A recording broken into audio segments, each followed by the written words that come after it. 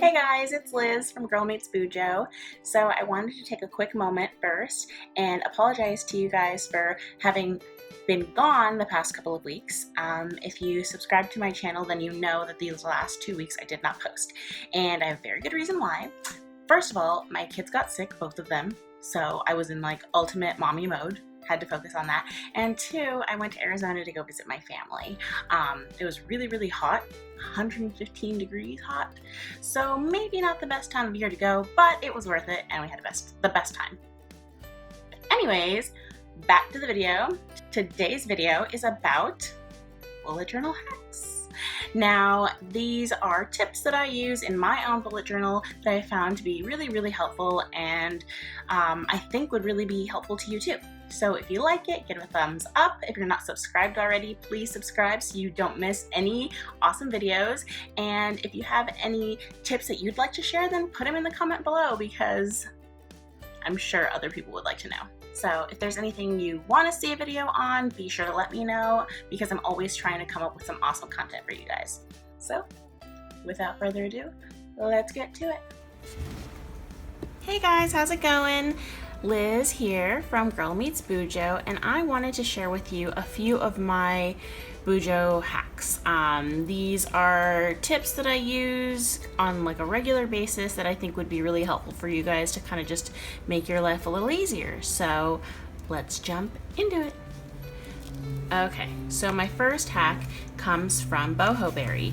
This little side insert here is something that I use pretty frequently actually. I do it on both sides, which is basically just a little piece of paper that I've washi taped in here. And what it has are some of the things that I like to repeatedly put in my bullet journal, and so I like to be able to track them. So for instance, my mood trackers are pink, families blue, finances are green, projects are orange, and Girl Meets Bujo stuff is yellow. So the way that this works is that when I do a spread, for instance, let's go to mood. My very first mood tracker, I marked it with pink, and so because it's on this side, it actually helped that I did it on this one right here. So I always know where to find it.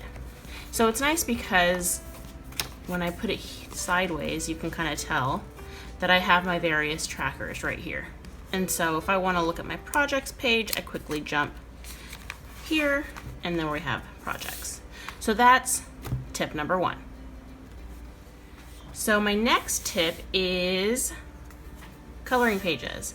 I had actually a huge mistake on this page. I didn't like what it looked like, and I didn't want to just kind of have this ugly page here, so I taped a coloring book page in here.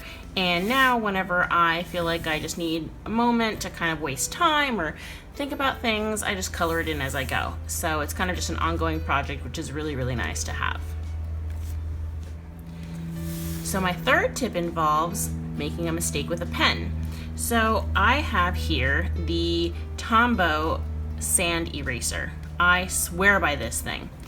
Okay, so when I was doing this little sleep training log for my son, I overextended the line here, and I was using my micron pen, and you can't even tell here, even if you look at it up close, you can't tell. I used my sand eraser to erase the line, and it did a really, really good job. It doesn't cut through the paper, it keeps it nice, and it gets rid of the ink. So if you're like me and you don't like to go with pencil and then pen, you just like to straight pen, I would recommend using the sand eraser. This thing is such a lifesaver. I absolutely swear by it. Alright, so my next tip involves highlighting. What I hate is when you write in your bullet journal and you smear your writing. You have it so pretty, you're like, oh, okay, I'm gonna highlight it. It's smeared. I hate that. So how do you avoid this? You highlight first.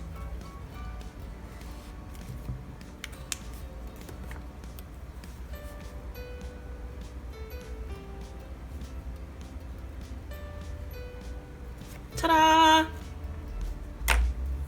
So just so you know, I used Tombows to highlight, $6.20 for the lavender, $7.72 for the blush. And my final tip for you guys is very simple but often overlooked, is to just leave it open.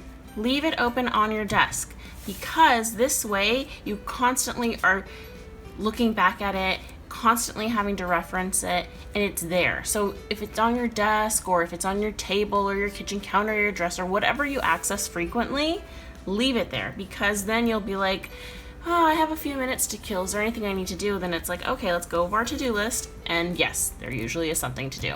Because I feel like oftentimes you have this awesome planner that you start and you leave it closed on your desk and it just gets forgotten about. You throw papers onto it, you throw mail onto it, you throw books onto it, and before you know it, it's not even being used. So use it, leave it open, access it, remember that it's there, and enjoy it. So I hope you guys enjoyed my fun little Bujo hacks video. If you liked it, please give it a thumbs up, give me a comment below. I would love to hear what you think, and I will see you next week. Bye.